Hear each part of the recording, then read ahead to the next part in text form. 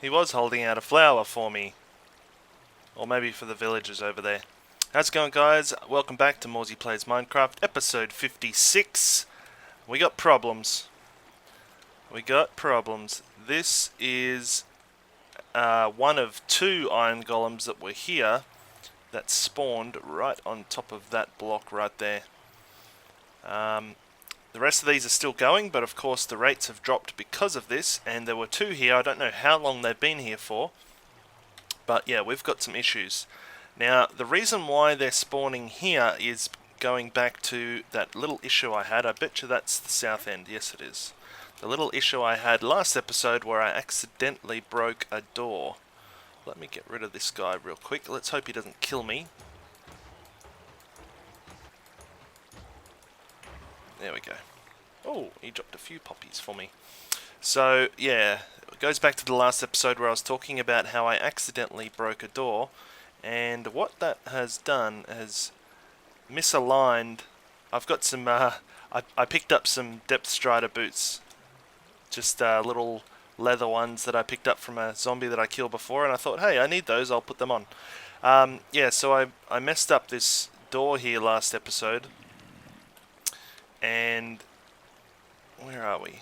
Which one is it? I think I fixed it partially by adding another door here. I didn't really cover this. Well, actually I did cover it and then I deleted it because I sort of rambled for a little while, so I'll try not to ramble. But I added a door here, and this door got added to the right village, but it basically put the center of the village off track. So now the center of this village on the end, where it used to be... let's try not to die here, hang on. Okay, where the center of the village used to be right in the middle here, like so. So this is the center of each individual village. So this one is the center of this village, this one here is the center of the next one.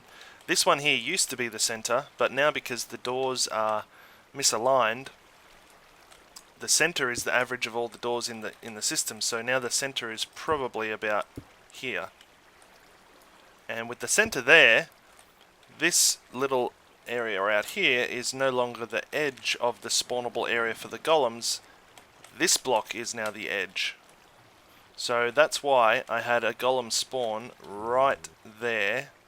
This water keeps pushing me away. That's why I had a golem spawn right there underneath those slabs, because it was able to spawn there. So it just what that means is I thought I might be able to get away with not fixing this door system properly. I thought maybe a band-aid would fix it, a plaster if you're in America. I thought that might fix it, but it's obviously not going to fix it. So I need to come up with a way of re-adding that door without destroying my whole village here. Alright guys, so I've got a bit of a plan here. Let's get rid of this guy. There we go. So, hold on to your brain for a minute. We're going to delve into some pretty complicated... Well, it's not very complicated, it's probably just hard to visualize. So here's our problem. The center of our village is here. We need the center to be here. Now, what is causing this village center to be over here? Well, we've got 11 doors on that side, and we've only got 10 doors on that side. So that's part of the problem. So how are we going to get this to move its center point? We need to add doors. Now if we add a door there, the one that I broke initially, if we add that door, it's not going to be added to this village because it's too far away. It'll be added to this village right here because it's closer. So that will throw us off straight away, so we can't just do that. What I did do over here, which I think I showed you, is I put an extra door down. I put an extra door down over here. Now what this door has done is, even though I put it here for whatever reason, I think I was trying to fix it some other way. I put the door here, but again, we're on the same sort of problem but in reverse. So that door at the back there, I was hoping would be added to this village in the middle here, but instead this one here is closer. This guy here is closer, so it got added to that. So that actually fixed my 22 door issue. So that actually made this whole village on the edge here, this one in this row, now has 22 doors, including this one. But that does mean that the center is off still, and that's why we got those iron golems spawning in the wrong position. So the first thing I need to do here, and I'm hoping I don't break this whole thing, but I need to break this door. If I can. What is this? What kind of wood is this? I probably should have brought an axe to do this anyway. There we go. So that door's broken. What that's done is it's reduced the number of doors here back to 21, so one short of what we want. It hasn't really affected the center, but it has reduced the number of doors. Okay. And actually, now I think of it, I did actually put this other door back. I put this back when I probably shouldn't have.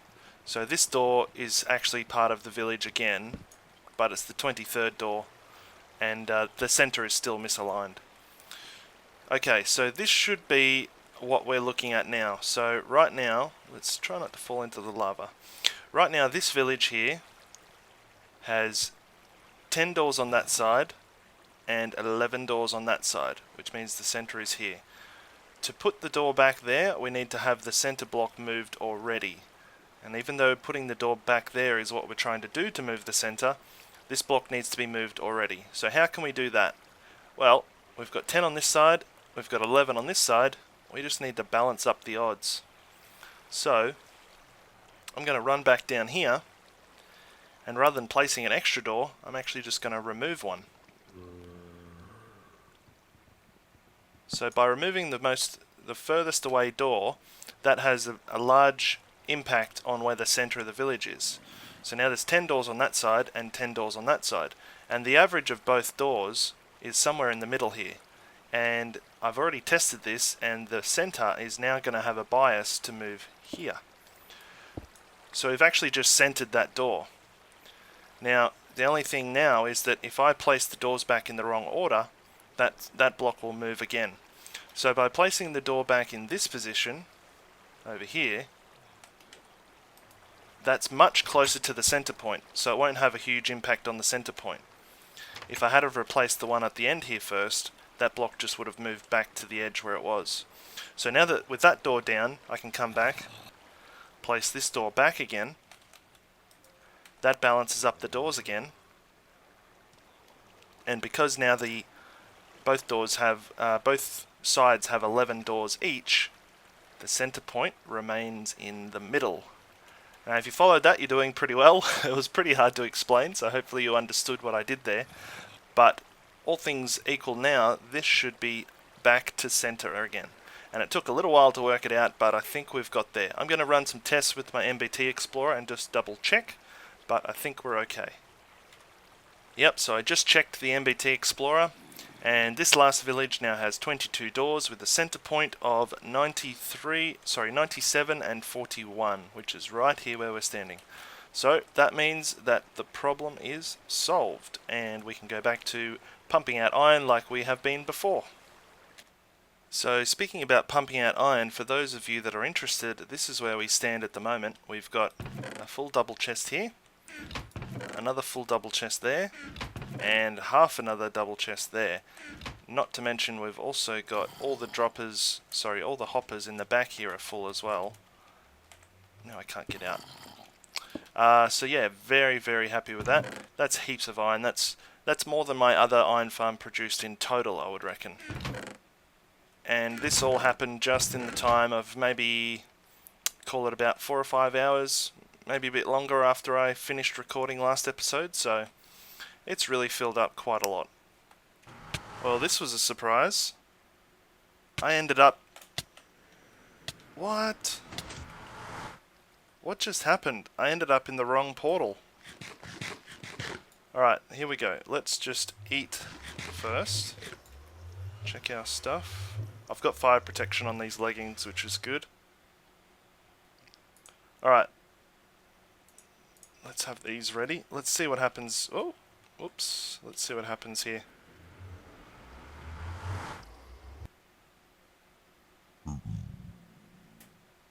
And now I'm back up here again. And you see this? There's poppies here.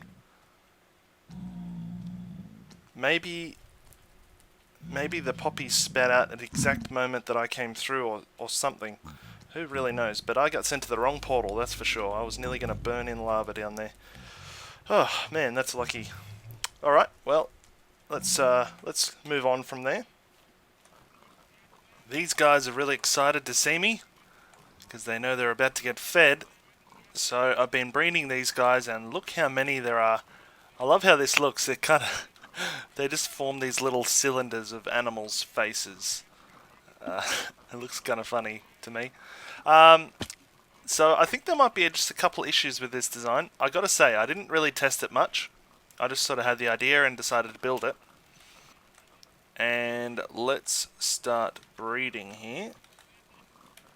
So, what did I want to do? I want to do 22. Well, I don't really want to do that many. I want to do a smaller number so I can count how many babies come out. Let's do 6, shall we?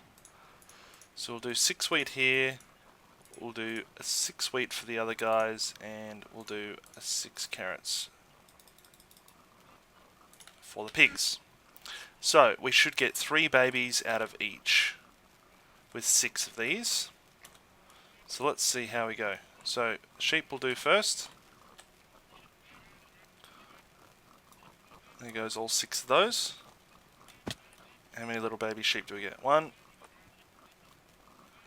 2, 3. Okay, 3 of those came out. Perfect. They sort of got fired out of there, which was kind of funny. Alright, let's do the cows. Alright, 1, 2, 3, 4, 5, 6. How are the cows going? See how the cows go. I think the cows have been the one that's caused the most issues. There's 1. There's 1.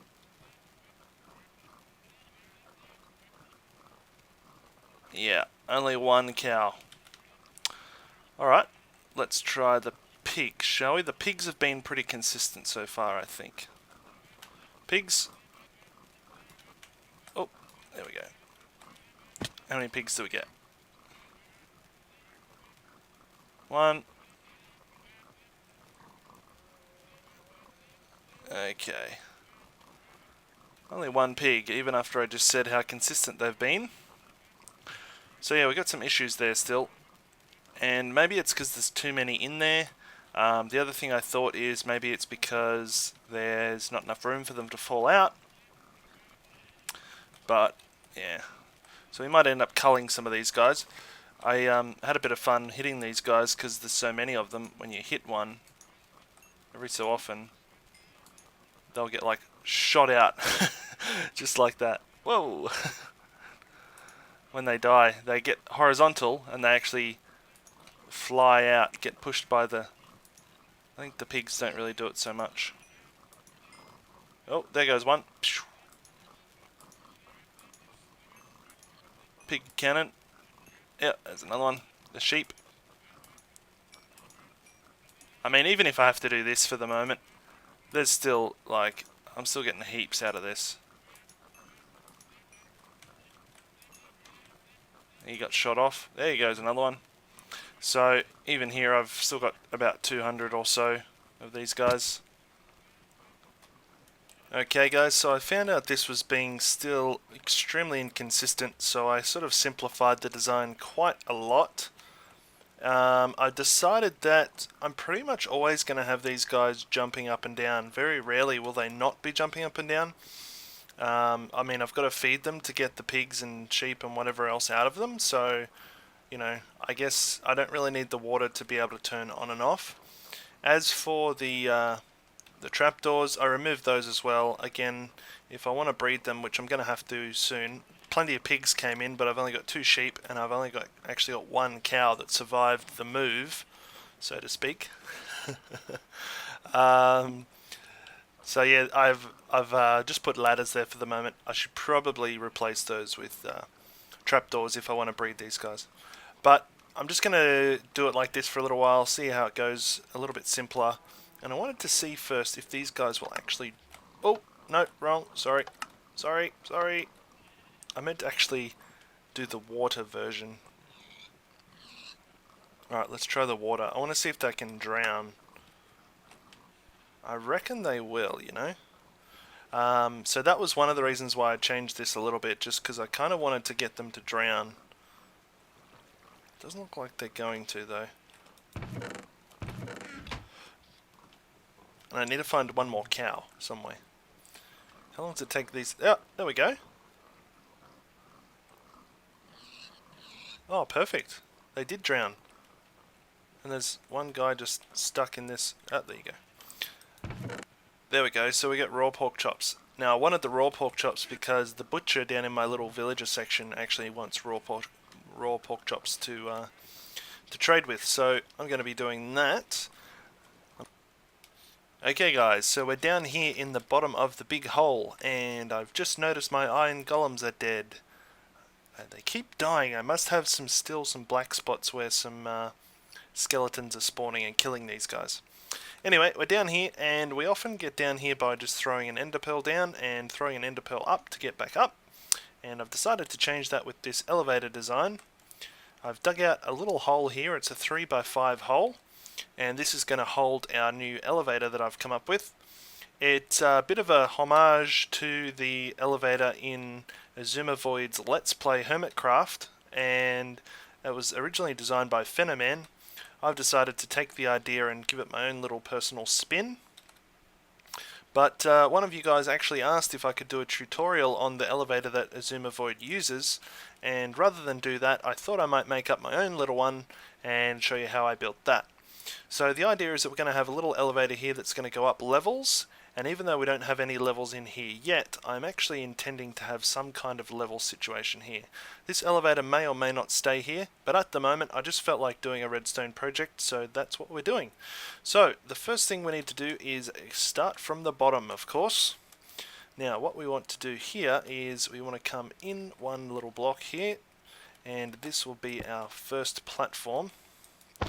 Put a slime block like so, and then we want to put another sticky piston facing that way, and then we want to power that sticky piston with a torch at the back, like so.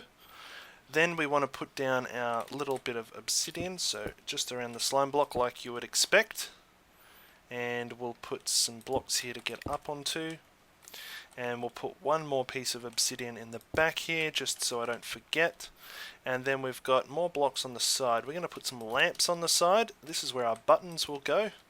So let's get our buttons out. 1 and 2. So one side will be an up button, one side will be a down button. More slimes. These guys are going to keep annoying me while I make this, aren't they? Very, very annoying when I don't have iron golems there to kill them. Okay, so that is that part. Now let's do a little bit of redstone here. So this part is very important. We want to make sure that we dig out this block here. So that actually makes it a 5x4 design just for this little block here. But basically we want a slab and then another, oops, how do I get up here? A slab and then another slab when I can get to it here, like so. We'll put this guy not there, we'll put him back where he should be in just a second. Let's put redstone in here and around the corner. The reason why we put the redstone down into there is so that we don't accidentally power this block from the other direction, because we don't want it to power this piston when we don't want it to. We don't want to when we don't want it to. Makes sense? So let's put the lamp back and put the button back. And that's all this button really does. So those of you familiar with the Azuma Void's elevator knows that if you want to go down, you push the button and this pulls away and you fall down to the next level. So that's what that's going to do. It's going to stay there like so. Next is this bit. Now this bit here I always screw up, so let me see if I can remember exactly how. I think we need to have a bit of redstone here next to the piston. We'll have a full block right there, and we'll have a repeater facing into that block set to 3, and then we'll have another block above that, and let's just jump up here so I can see, and a dot of redstone here, and this should do that. Boom, just like that. So now all we need to do is add 2 more blocks on top. I'm going to leave these ones at the side open for now. So 2 more blocks on the top, and then I think I might just climb up here after all. And then I think we want the same deal again. So 2 blocks plus that, like so. And then we want to do the same again with the piston. Is there another guy here to annoy me? Yes, I don't think he's seen me yet. So another piston facing this way. Like so. Yes, he's here. Hang on, let me get rid of this guy. Okay, we're back. So again, we need to power that piston. So let's put a torch there. Powers that one. And then we need to somehow get the signal from this guy all the way up to here and unpower that torch. So we know that we need 2 slabs there like we did have down below. And then if we put a slab here, and then I think we just want to slowly staircase this guy up. I need some more slabs. Let's do up some more slabs quickly. That should do it. Okay.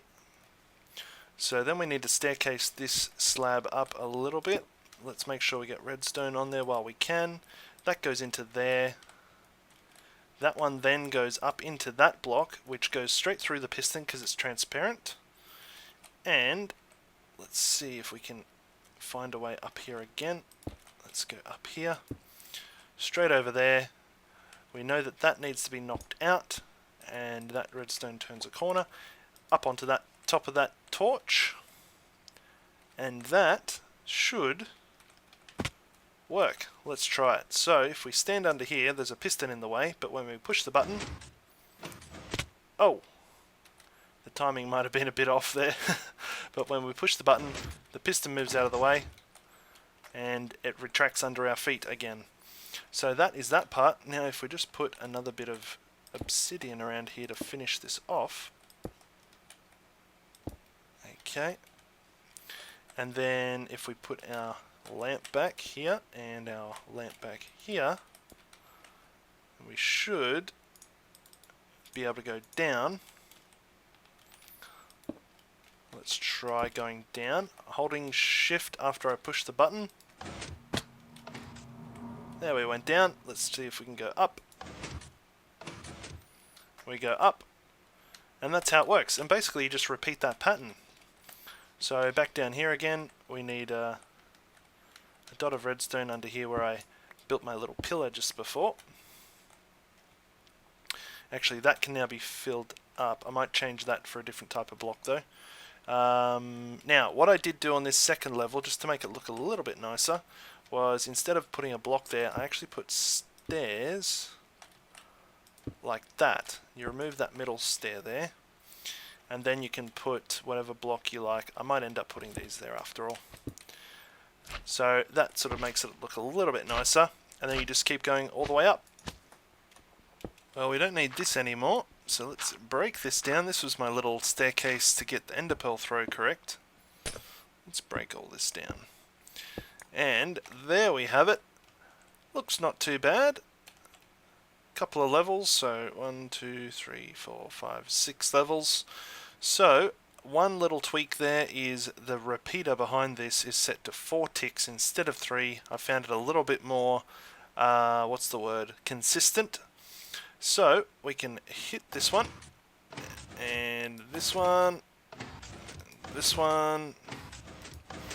so on, and so forth, and I think this is the last one. There we go. Yeah, a little bit tedious, but I don't need ender pearls for it. And then if we want to go down, rather than holding shift, we'll actually just hold spacebar when we fall down. There we go. If you don't hold spacebar, you bounce, and then you get sort of a bit of damage. I guess it doesn't really matter. That's why I sort of put that glass there, just to stop you from getting punted off the edge, because that's happened a few times already. But there we have it. Just a little bit of an elevator system. Looks kind of cool from here. And yeah, I reckon I might keep it for a little while at the very least. But very good. Anyway guys, that's about all we have time for of this episode. Hopefully you guys enjoyed. I hope you like this little elevator design. and I'm glad we fixed that iron farm situation. But yeah, thanks for watching, and we'll see you again next time.